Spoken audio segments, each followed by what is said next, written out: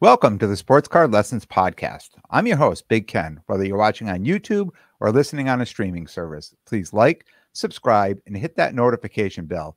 You'll be notified whenever I drop any new content. Welcome, and thanks for being here. Well, you're getting a little bit of a bonus episode today. I'm doing something that I don't usually do, and I promised you more of. So I'm actually having a guest on today. Um, you know him as Zips Cards on Instagram. Welcome, Jordan Zapiri. Did I say it right? You said it right. It's an Italian name with a lot of vowels, and you got it. So you're all good. Thanks for having me. I've been listening for a long, long time. Obviously, we've been friends for quite a while now, and it's cool to finally be on. Yeah, yes, I'm super stoked that you're on. And as we start, I just want to give the listeners a little bit of a backstory to bring this all together. So when I first started setting up, that's when we met, right? We met at a local show. You were kind of known as the soccer guy, just soccer. Yep. And you came and you sold me some female UFC cards. I don't remember who the fighters were, but I remember buying a few from you. Yeah, I don't remember the fighters either. And I remember when I ended up listening to your podcast about it, you were super stoked to have them, which was great because I was super stoked to sell them because I couldn't move them. And I think then you found out you couldn't move them either. So, you know, it is what it is. Sometimes it happens so yeah. Hey, I remember it like it was yesterday. You know, you had these cards. I said, how much? And you threw your arms up. You said, find a comp and we'll go from there. Like you were just willing. And, and I don't think I paid much for those cards at all. Nope. But, you know, we became friends in the hobby, right? We started chatting. You know, I know you wanted to start setting up, you know, being a dealer, and you started asking me lots of questions about setting up as a dealer. And then you started setting up as a dealer. I started seeing you at shows, and I think it was just after just the new year, when the new year started this year. I was getting ready for a show. I messaged, I said, you going to the show? What's going on? And you kind of said to me, you know what? I'm going to take like a month off. I'm going to step back out of the hobby, kind of regroup. I'm taking a trip. When I get back from that, I'm going to, you know, figure out, you know, what my lane is going to be in the hobby. Right. So as we start this, just so it flows nicely, just talk to me a little bit about where you were at with just doing the soccer, and then coming into the new year where you decided it was time just to, you know, take a break and refocus what you were doing in the hobby. Sure. So I love soccer, still do. As a business decision, I've kind of diversified quite a bit more. Because like I've talked with you about many times, you can have a soccer card worth whatever it's worth, but it's way easier to sell an American football card for what that soccer card is worth in one of those huge Facebook groups. Like immediately, you have 5 people who want it. You could price a soccer card aggressively, and they could still not want it pretty much unless it's Messi or Erling Haaland right now. Like, I mean, I had this really nice Jude Bellingham rookie gold bubbles, tops chrome. Couldn't move it for the life of me. I traded out of it to a Messi card, and that Messi card sold for $150 more than I trade value for it at the Fenway Card Show. And it's just like, when I realized also, aside from Haaland, Messi as being guys that can just sell really well, that other sports have a wide variety of players that could sell just as easily. I just realized all my time and effort going into soccer, as much as I do love it, and I still do. For example, we're in Connecticut, and in October 14th, U.S. men's national team versus Germany. I'll be there. But just as a business decision and keeping it moving and not having these stagnant parts where I'm cash heavy or card heavy, to try to keep a balance, I just diversified mostly to football, some basketball, and some baseball. So, yeah. Yeah. I remember, you know, my first year jumping back into the hobby and setting up. I remember soccer was so big. I mean, the prices were way up. You know, it was easy to flip a soccer card. And then it almost felt like, and maybe you could explain this to me, it almost felt like somebody flipped the switch on soccer. It's like all of a sudden, and here I was sitting, and because I had these cards, I would call you up and say, hey, anybody would be interested in buying these cards, because I wasn't a soccer guy, but it was like hot potato, right? I was the guy left standing with, a handful, 8 or 10 soccer cards, where all of a sudden the market just dropped out and they weren't worth anything. And besides, like, giving them away to somebody, I was just trying to get some value out of them. And besides that card I told you to grade, and it got a 10, and it's worth how much now? Yeah, about 300. Yeah, not bad. Yeah, not bad. Just laying around, right? Yeah. So that'd be Balogun. He'll be playing in October, so you should go see him as a little surprise thank you for just sitting around your box. But so I think what happened is people that don't follow soccer got wind of, oh, this World Cup is coming, and oh, I need to put my chips in. But I would also argue, and try not to offend anyone, is that I think soccer collectors are very, very intelligent. Like, not to say other collectors are not. I think it's just really that you have to do a lot in soccer for your price to jump, right? It's not just like win a Super Bowl or win, MVP. It's not like that. You need to do that over like 5 years, or you know what I mean? You really have to do that to make your numbers jump. Unless you're prospecting on a guy who is essentially like not playing, and then he gets a starting role in a big club. That's the big jump. And then after that, it has to be like success over time. I noticed, though, with the soccer, from a dealer's perspective, right?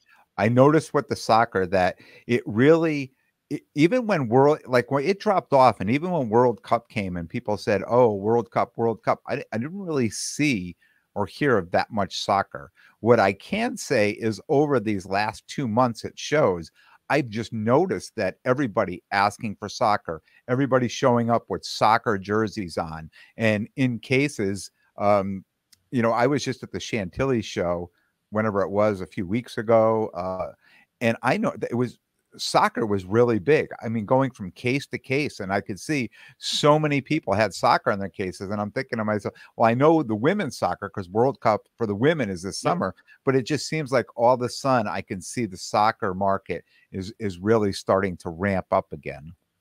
Well, so you know how like in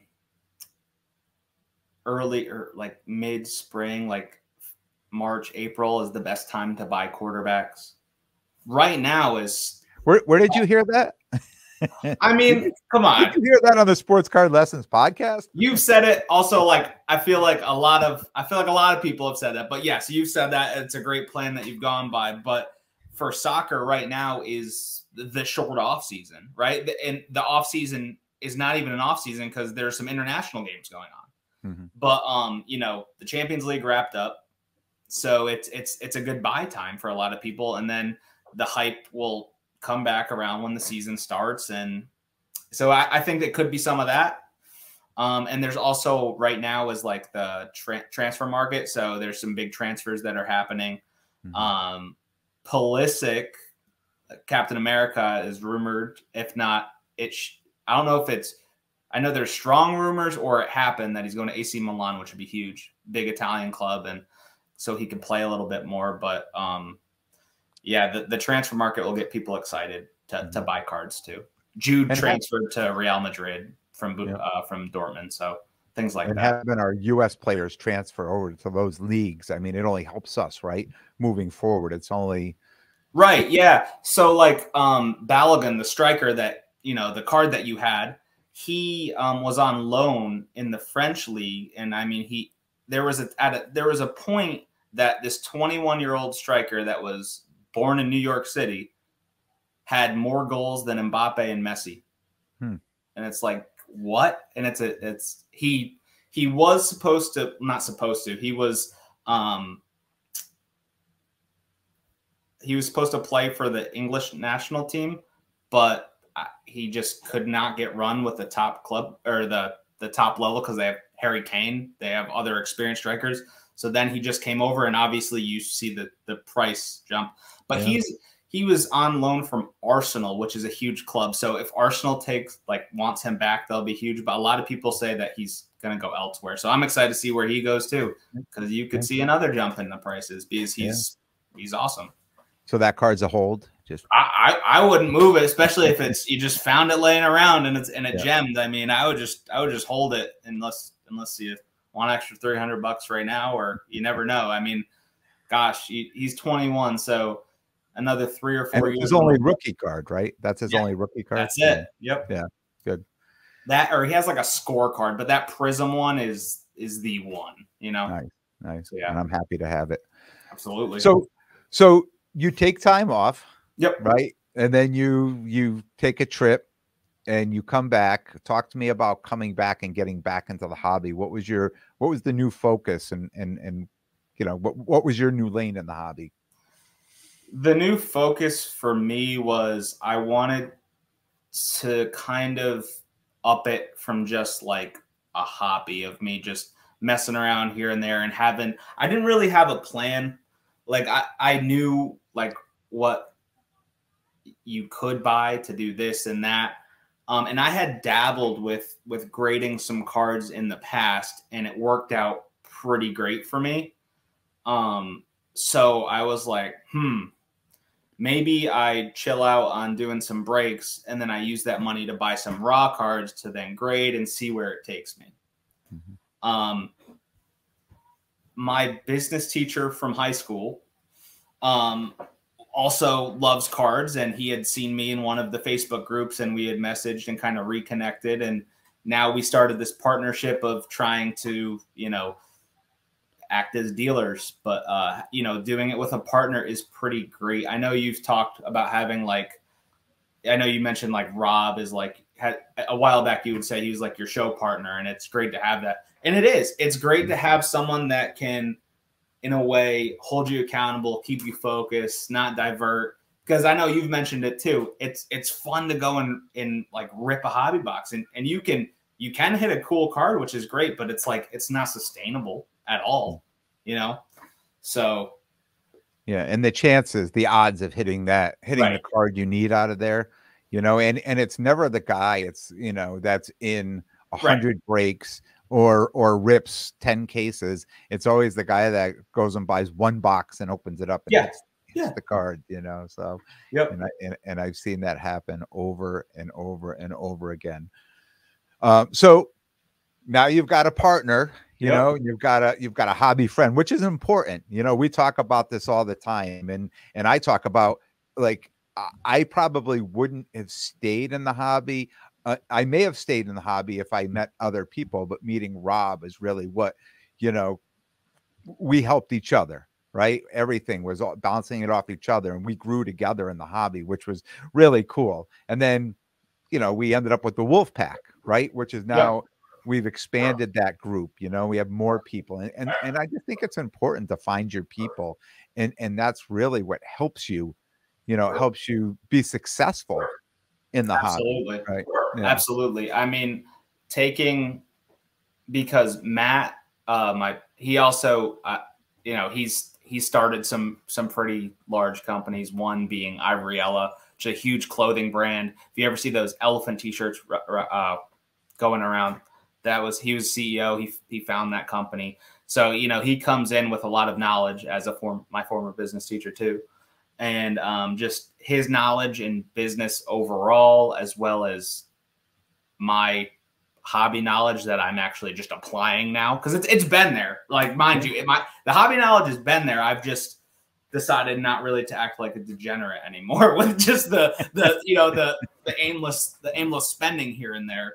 And it's just, you focus on it and you see what you can do. And I mean, you talk about, you had this plan for national, right? And like, the cards I'm bringing to national, I have a couple that would be like on par with the ones that you talked about in your case.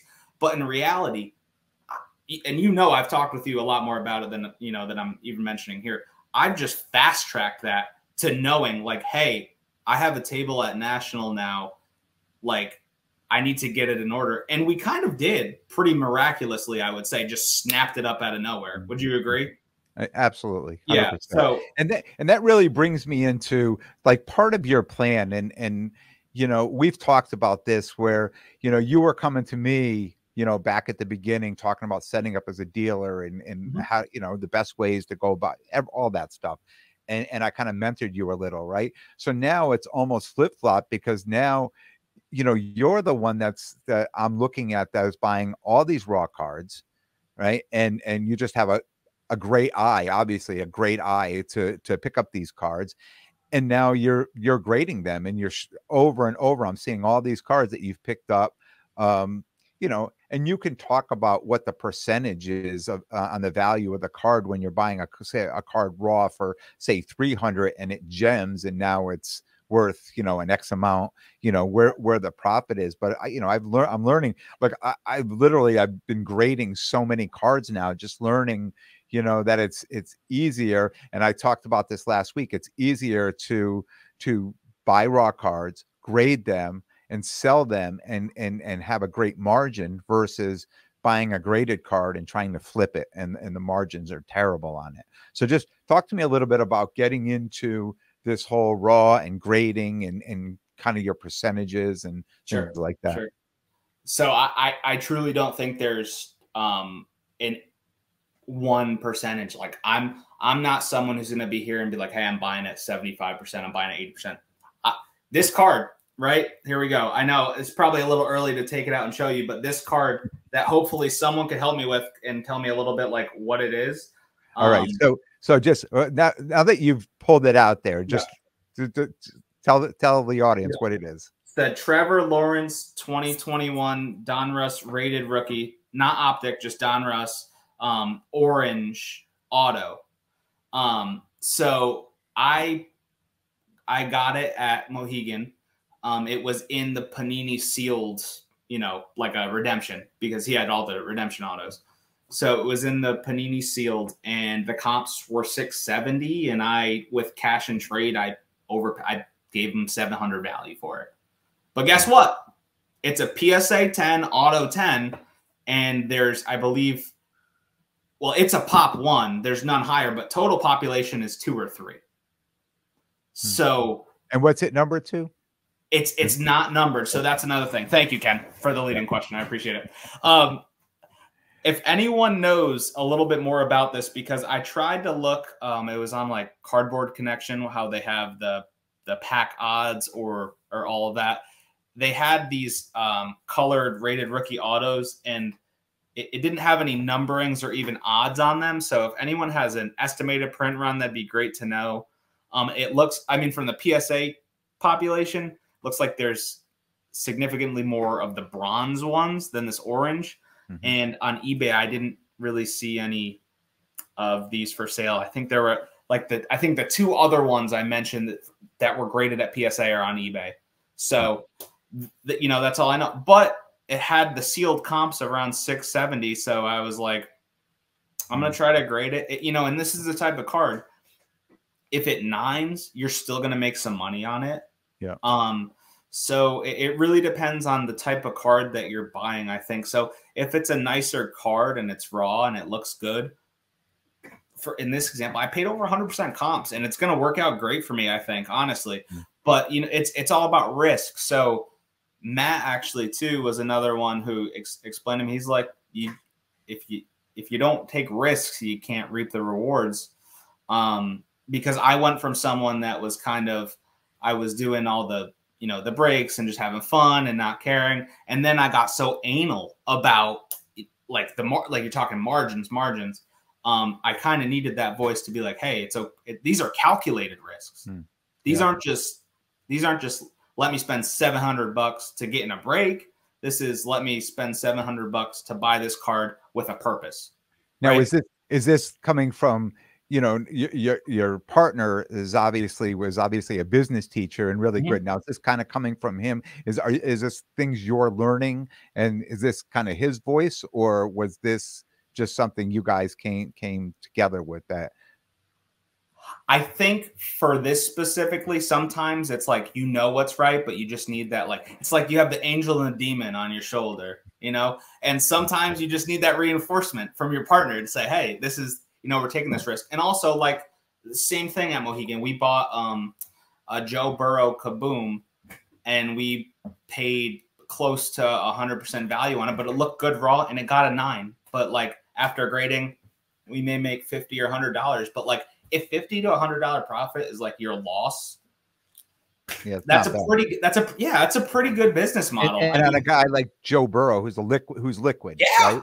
So it's not like, oh man, I'm going to be stuck with this card because it didn't. No, it's a Joe Burrow Kaboom PSA 9, and who's to say that doesn't go up in value in the 3 weeks to national that we're there, right? Yeah. Like, or I get super good trade value off of it.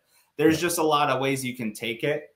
But yeah, that's kind of the model now. I do love grading. Like when I have this huge pile of cards to go through and look over and wipe down and grade, like it's cathartic for me. Like I just enjoy taking that time. And, you know, my wife thinks I'm nerdy, but I guess we all kind of are nerdy. We're playing with these cardboard things and plastic, right? And so, but it's enjoyable for me. I love it. It's a blast. And I know you know too, I love the new feature PSA put in. The reveal, when you can like swipe. Do you have the app on your phone, Ken? I assume? No, oh. I do not. I do not have the app. So you don't even know what I'm talking about right now. I have no idea what you're doing. Okay.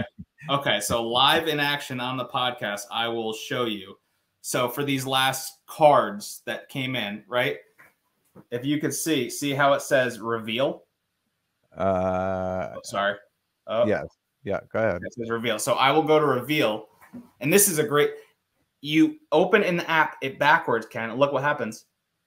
You can flip it to reveal it like you're popping it up in real time. Oh, so on the back part, it's just the card, and then you it has the back scan, and then you can flip it, but you can also like mess around and like teeter, you know what I mean? Like so like if it was the card was like this, and then you can virtually flip it to like surprise sub yourself.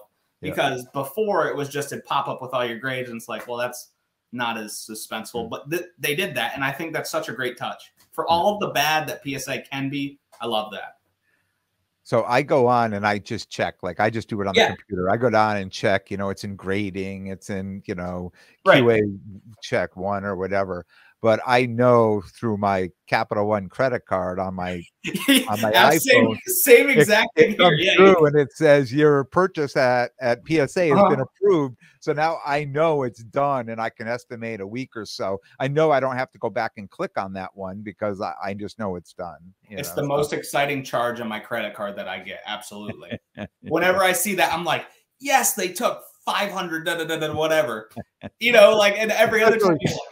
Especially 2 weeks before national, you're like, please take my money. Yeah. And Ken, I know I have these two. So the monthly special we had talked about, the $15 special from last month, and we were like, I don't know if they're gonna make it. Both of those are in one's in assembly and one's in QA 1-to-5. So they made it through. Which is luckier great. than I am. You know, when I was down at and I talked about, you know, having a number of times having, you know, 2 orders that I sent in, and they were on their way back in 10 days. That was at the very end of May to like the first week of June. And I'm like, oh, I'm going to, you know, I was going to send a higher level. I'm like, oh, it's going so fast. I'm just going to send a standard order in. And then it took them, they got it on June 8th, and they didn't even get to research an ID until June 28th. Right. And I was like, oh, like I'm in trouble now. And when I went down to the Bleecker trade night, you know, I ran into a guy that I've met at the shows, Hudson Valley Cards, and he works for PSA. And I asked him while we were there, I'm like, are you guys busy? And he said, we are so slammed.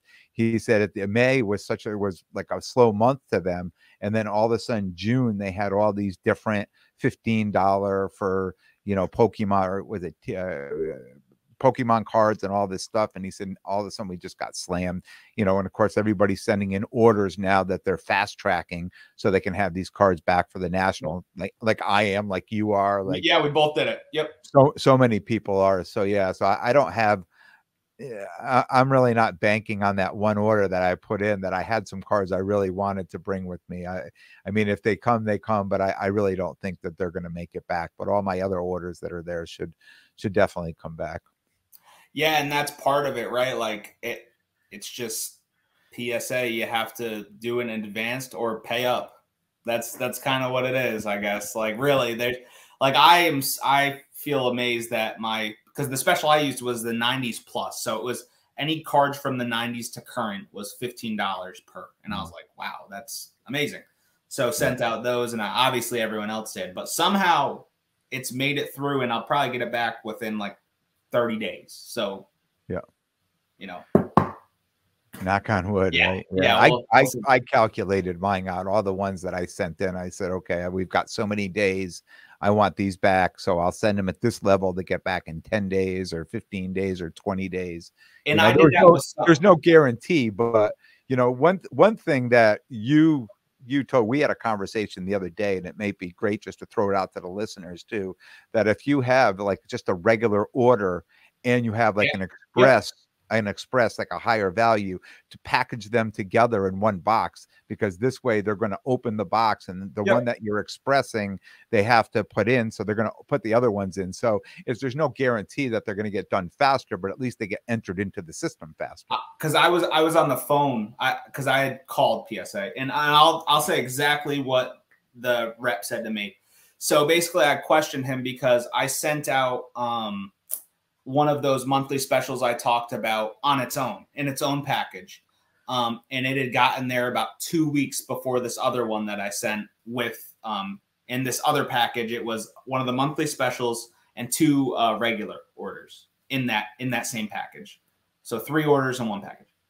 And when it got there, obviously the scan, when they scan them in, read that it was at the regular level. So they put that monthly service, that was with the regulars, that got sent 2 weeks after the other one, was in grading before the other one was logged, like before it was even researched. You know, that's crazy. And basically what I asked, because you know, they can't just say, oh yeah, this works. I said, did it happen because it was with the regular orders? And he said, yeah, that's most likely why that usually happens. And I was like, okay, well, that's a little trick. And yeah, for everyone, if you ever are sending out a bulk, but you also have a regular, just package them together, and it may speed up the process, because, you know, like you said, you can calculate all the normal service levels they have, but I never know when they have the monthly specials, like how long are they going to take? Because it's like they say whatever, but they're not guaranteed. And they could just be like, well, be happy it was a $15 grading service. You'll get it when you get it. And then what are you going to, you can't say anything. Yep. You can't. So yeah, I mean, here's a company that we pay them all this money, and there's like no complaint department, right? There's no one that will even listen. And even if you want to talk to somebody, you better call early in the morning so that they can call you back later in the day. You know? I called on the dot when they opened, and I was like 25th in line. I had like an alarm, and I hit send on the time. And I was like 20th in line, and I felt lucky to be 20th in line or something. So the last time I called was a few weeks ago on that particular order. It was 19 days, and they hadn't even, all they had it was accepted the order. So I thought maybe there was a problem with it, and I wanted to talk to somebody. So I called, and I was 126 or 27, and I called first thing in the morning. Yeah. And it was Monday Night Golf League. I was on the 8th hole getting ready to tee off, and my phone starts ringing. I'm like, what is going on? You're like, I need this. I'm like, hold on, guys, I really have to answer this phone. Yep. Yeah, but and of course, I mean, it helped that I called, because the next day they said, let me look at it. They said, nope, there's no issue with it. He said, you should see it up in the next few days. And literally the next day it said, oh, it's in research and ID. Yeah. What is it? The squeaky wheel gets fixed. Yeah. I should have called after 5 days. Yeah. Yeah. No. So, you know, moving along, we went to the Shriners together. I went up there with you and Matt. Yeah. And you guys picked up a number of raw cards there that surprisingly all gemmed, right? I mean, and this has been kind of the thing, everything you're sending me. Like, I know I send stuff in, and I usually share everything that gems, and I get stuff back that doesn't either, but it's more exciting to share your gem stuff.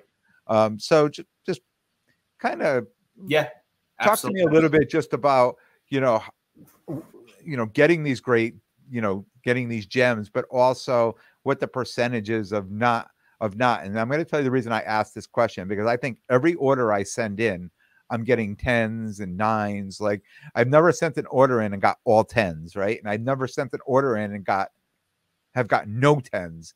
So sometimes I feel like they're like, well, let's give them a few 10s and a few 9s and, make them happy. But what do you see when you're sending these big orders in, the bulk orders? So my gem rate percentage kind of. Yeah. So I would say if it's just me and Matt's cards alone, right? Because I have a lot of friends now who are like, oh, you just, send this in for me, look it over, whatever, da, da, da. If they're, and I'll always tell them if I see something, but a lot of times they're like, oh, risk it, see what happens, whatever. If they are cards that I am confident about and that I've looked over and they're just mine, I'd say we're probably 70 to 85% gem rate. And the ones that like 9, some just 9, and I have no clue why, like Trevor Lawrence, that one I showed you is like the first 10 of Trevor Lawrence that we've got.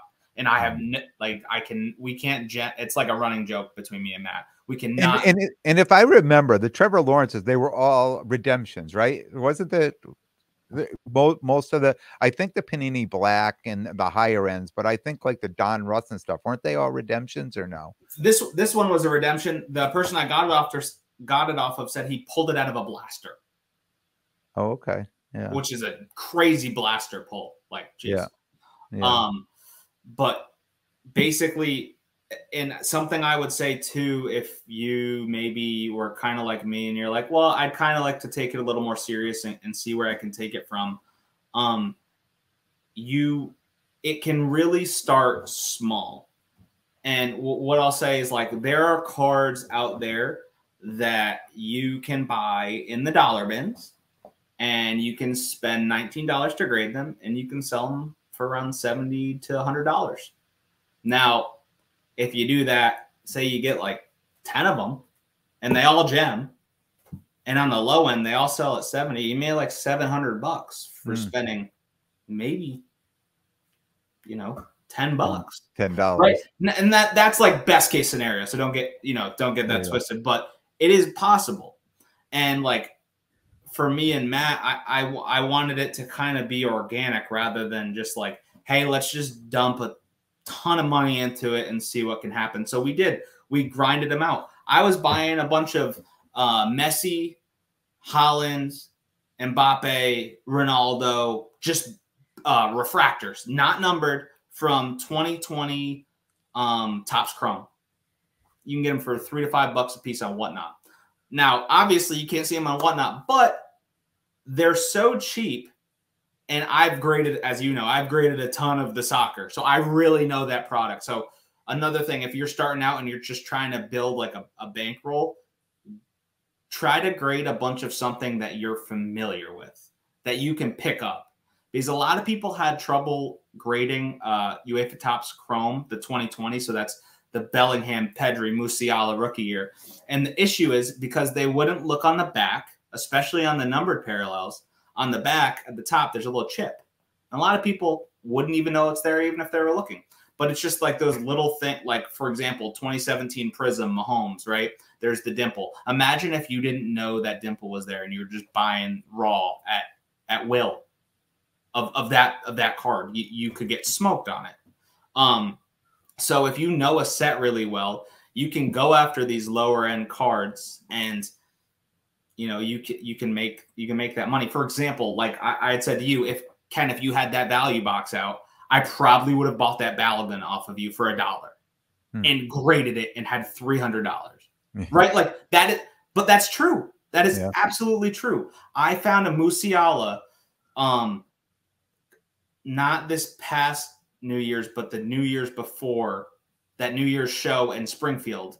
I found a Musiala, like a numbered Stadium Club Chrome. It was like numbered at a 150. I got it for $5 and I graded it and I sold it for like $325. And it's just there. But you just have to know what cards and what. So like that also, it can be difficult to do with the main sports like football and basketball. But like times where you can find those opportunities that are maybe you don't know soccer, right? Maybe that's just too foreign for you. And I get that. There's a lot of crazy names, a lot of crazy whatever. If you can do that with Bowman baseball, though, you can still do that. Mm-hmm. You really if you know can. baseball, right? I mean, just like what you said, though, your sport. If you know your sport, you can do very well because you know exactly what you're looking for. Especially when you're going into the bargain bins. Mm-hmm. And chances are there's a lot of people out there, and I do the same thing. I talked, it was a while back, but I just talked about, so much value being in, because most people, and I understand because I do it myself too, most people don't want to sit in price cards, especially in singles in a 3-row or a 5-row box. You don't want to go through and start pricing $2, $3, $4, $5, going through. Some people do, but some people don't. They just want to penny sleeve them and put them in a row and just say, hey, you know what, if I get put them for $3 each, I'll leave them out there for 5 shows. Whatever's left, I'm going to move them over into the $2 row.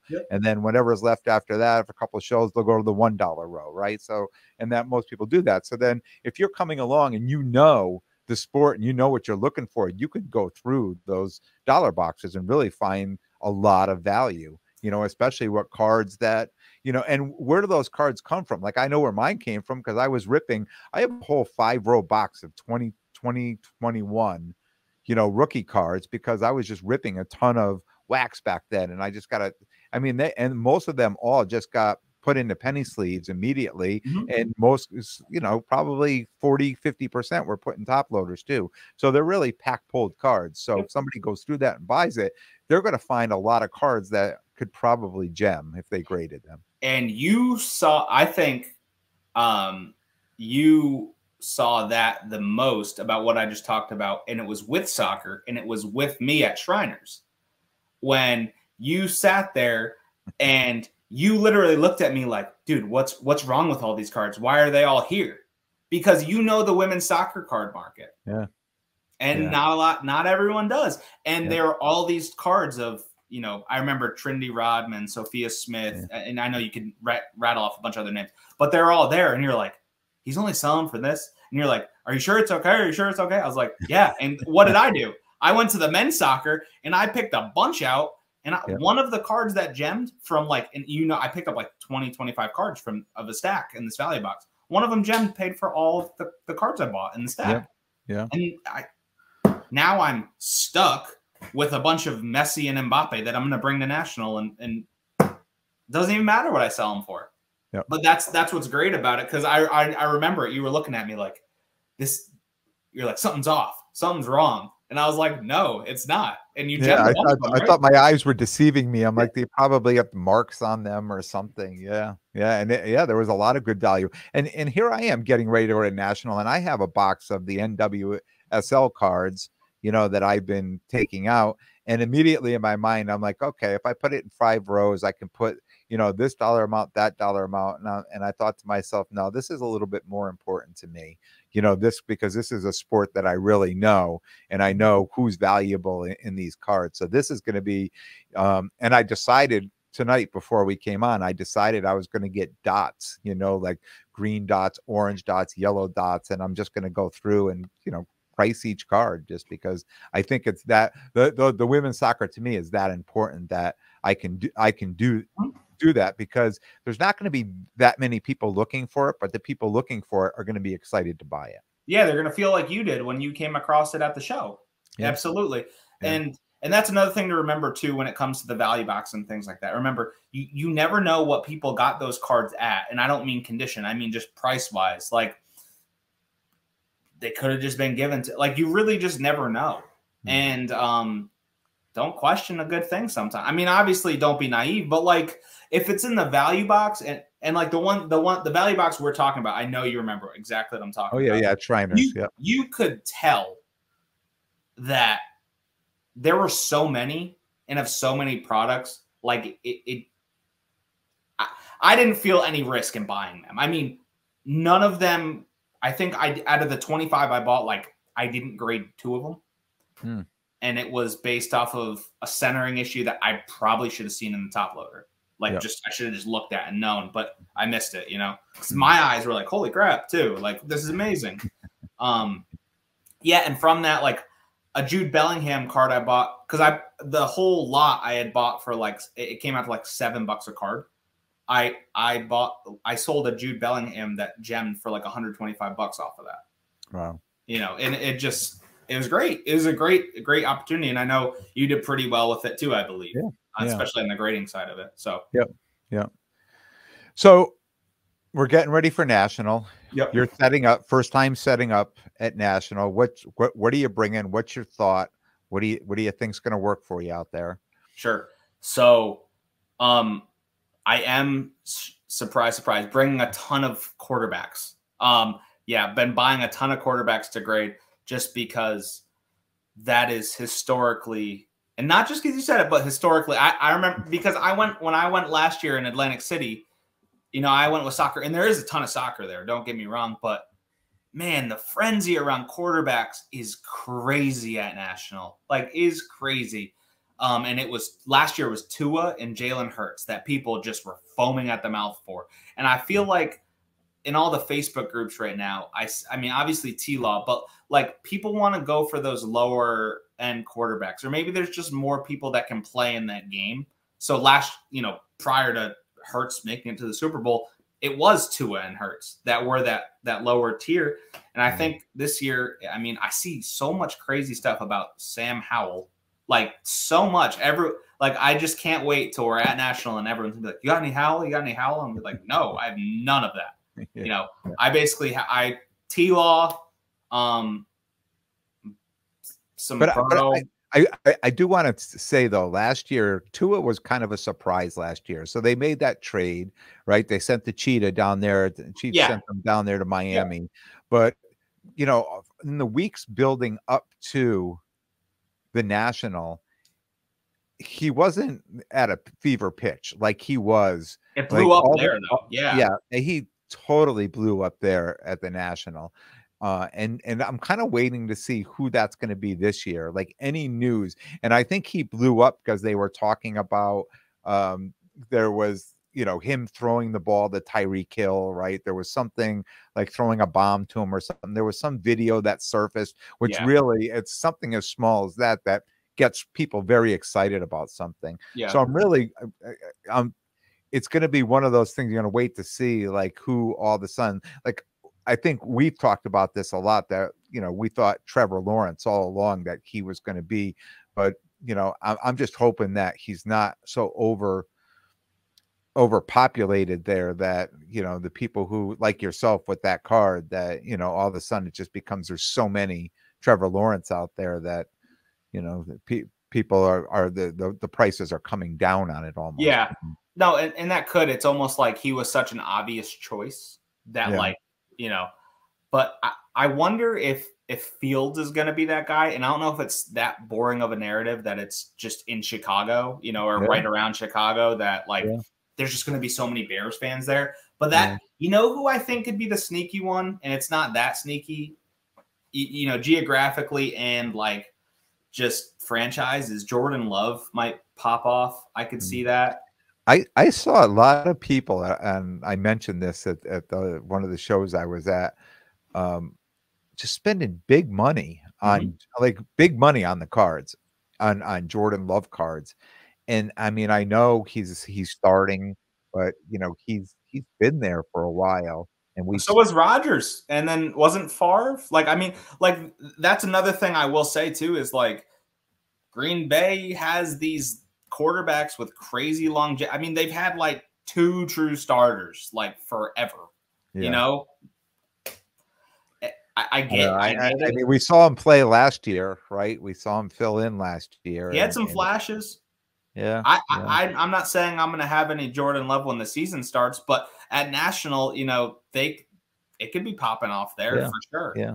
Because you figure the people driving there too, right? I think Hurts was so popular last year because it was in Atlantic City. So so many local people Zach Wilson are able to drive there. Yeah. Zach Wilson was crazy right there too. Yep. Yeah. And Mac Jones. So people are can easily drive. You gotta put in the Mac Jones. Huh? I said you gotta put in the Mac Jones. Gotta put it in there. I'm not asking you to co-sign. just shake your head a little. Yeah, Mac Jones. He's a quarterback in the NFL. He is. He is. I love Jalen Hurts right now for where his prices are at and what he's done comparatively to some other guys. I mean, like, also, like you look at the NFC, who's standing in Jalen Hurts' way? Like, please tell me. I have no clue. Yeah. I don't know who would get in their way in the NFC. Yeah, they're building themselves a dynasty team over there too. They did so well in the draft. They stole the draft. Yeah. I mean, San Francisco every year, right? Because nobody knows what's going to happen out there, right? But they seem to have some really great personnel to get them, deep into the playoffs. So I do hope Purdy gets like I've read that he's starting. I hope that he gets that start because the kid did not lose until he tore his UCL. Like, and you can't even really put that on him then, right? So I mean, what is that? I mean, would Jalen Hurts make the Super Bowl last year if Purdy's healthy? I don't know. Those were two juggernauts. Yeah, that's true. I shouldn't be sleeping on the 49ers. They could absolutely get in the way, but yeah.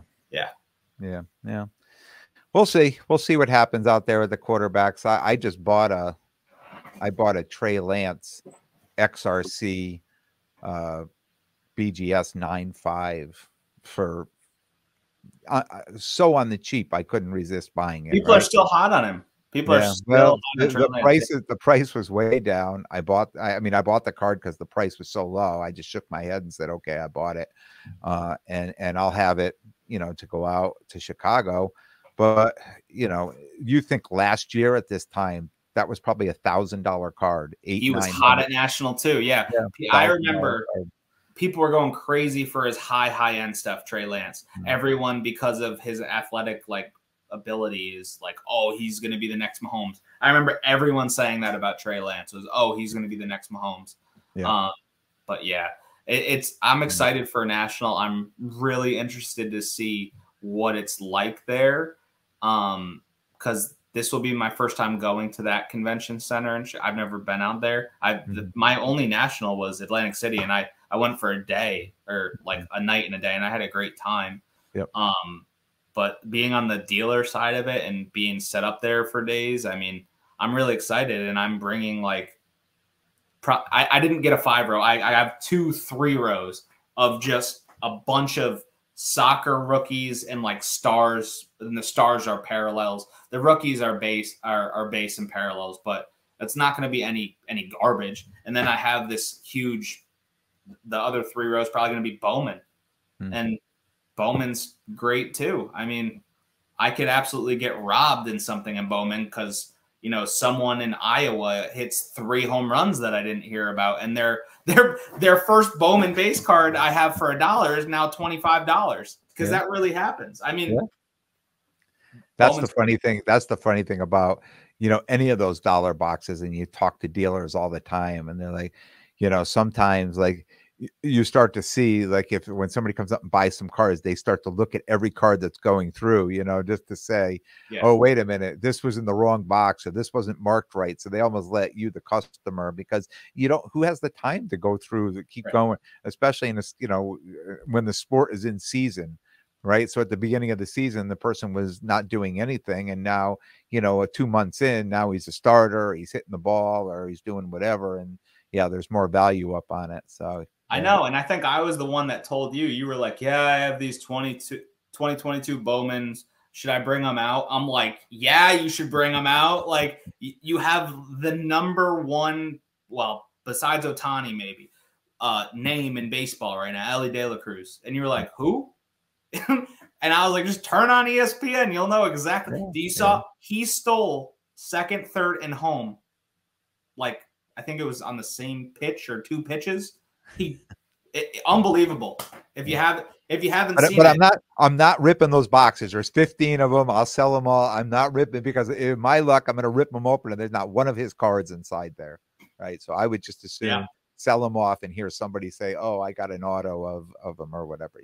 That's because that's where I'm at now. You talk about, having, bouncing ideas off your business partner and stuff like that. Well, I mean, my guy Rob, I don't think he's ever opened a pack of cards, right? Or like a box of cards. So it works for me that he's always shaking his head, like he's like, what do you do?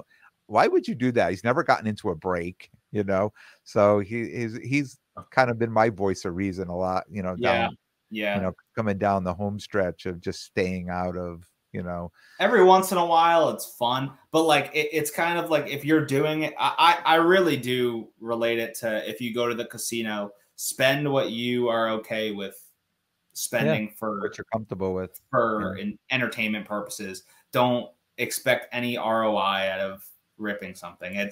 You're doing it for fun. Don't look any other way or else you're going to be disappointed. Just be pleasantly surprised if you are. For me, all it turns into is filler for the dollar box. Passive income. That's what it is, right? It's passive income over time. Yeah. All right, man. This was really fun. I had a blast. Yes. It's getting dark now at my house. Oh God. There you go. It's dark. Yeah. It's the opposite. You got to point the opposite direction. I know.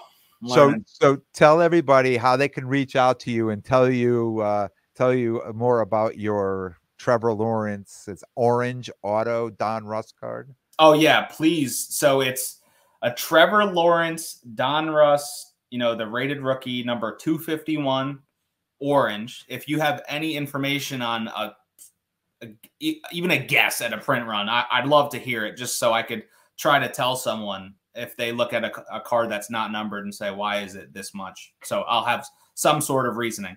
But you can find me I'm most active on Instagram at Zips Cards, ZIPS Cards.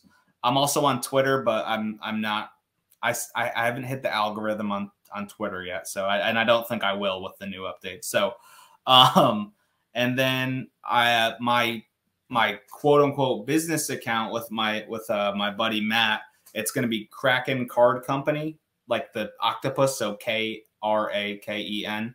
And yeah, we actually just got a little preview of our logo being created, so that should be popping up soon. And Ken, I'll have my Kraken t-shirt hopefully for National. I'll have one out there, which would be cool.